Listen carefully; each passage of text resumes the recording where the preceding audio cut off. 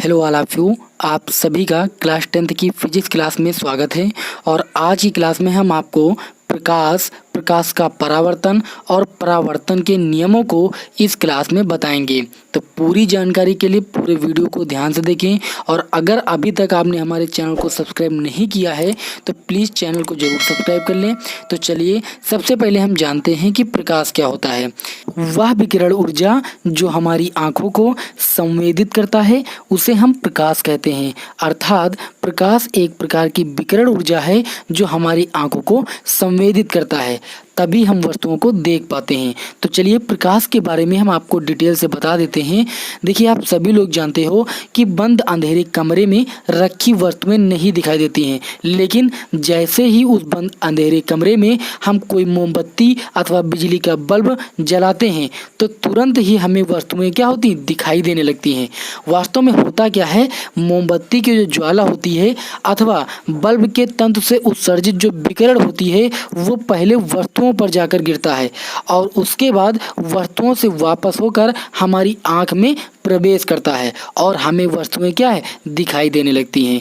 तो ये पूरी क्रियाकलाप होती है, तब जाके हम वस्तुओं को देख पाते हैं। और सबसे महत्वपूर्ण बात यहाँ पर यह है कि प्रकाश हमें स्वयं नहीं दिखता है बल्कि हमें वस्तुओं को दिखाता है।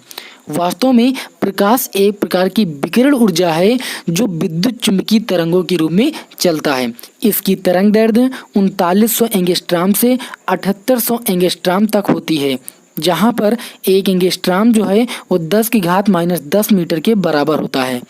और सबसे महत्वपूर्ण बात यहाँ पर यह है कि निर्वात में प्रकाश की चाल 3×10⁸ मीटर प्रति सेकंड होती है।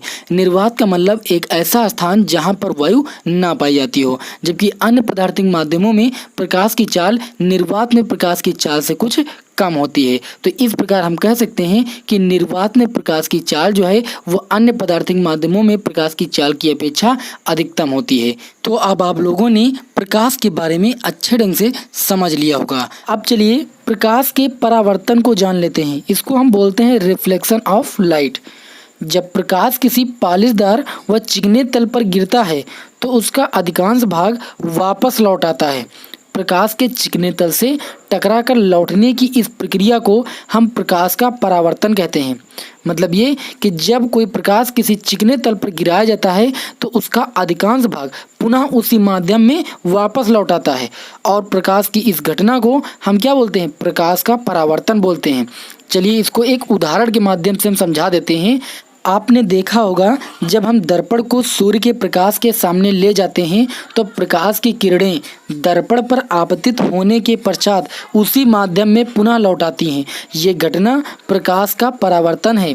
चित्र में आप एक मनुष्य को सूर्य के प्रकाश के सामने दर्पण दिखाते हुए देखकर प्रकाश के परावर्तन की घटना को अच्छी तरीके से समझ गए होंगे। अब चलिए हम प्रकाश के परावर्तन की घटना की संपूर्ण बातें एक चित्र के माध्यम से समझाने का प्रयास करते हैं और आई होप आप लोगों को वो सारी बातें अच्छे ढंग से समझ में आएंगी।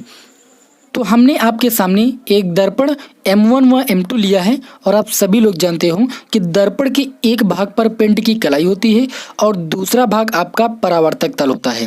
तो इस दर्पण के परावर्तक तल पर हम एक किरण AB जो है आपतित करते हैं तो यह किरण दर्पण से परावर्तित होकर उसी माध्यम में एक निश्चित दिशा BC में चली जाती है।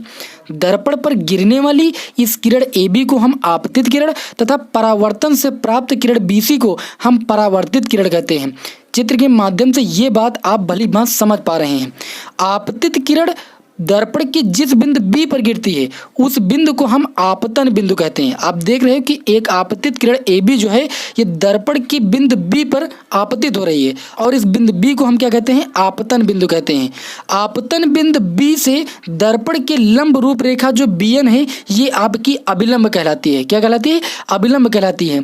आपतित किरण तथा अभिलंब के बीच बने कोण को हम आपतन कोण कहते हैं। ये जो आपका ABN कोण है ये आपका आपतन कोण है तथा परावर्तित किरण और अभिलंब के बीच बने कोण को हम परावर्तन कोण कहते हैं। ये आपका जो CBN कोण है ये आपका परावर्तन कोण है।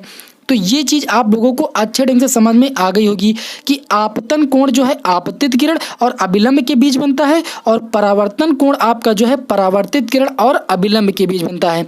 हम आपतन कोण को I से प्रदर्शित करते हैं और परावर्तन कोण को R से प्रदर्शित करते हैं। अब चलिए हम यहाँ पर ये जान लेते हैं कि परावर्तन के नियम क्या होते हैं।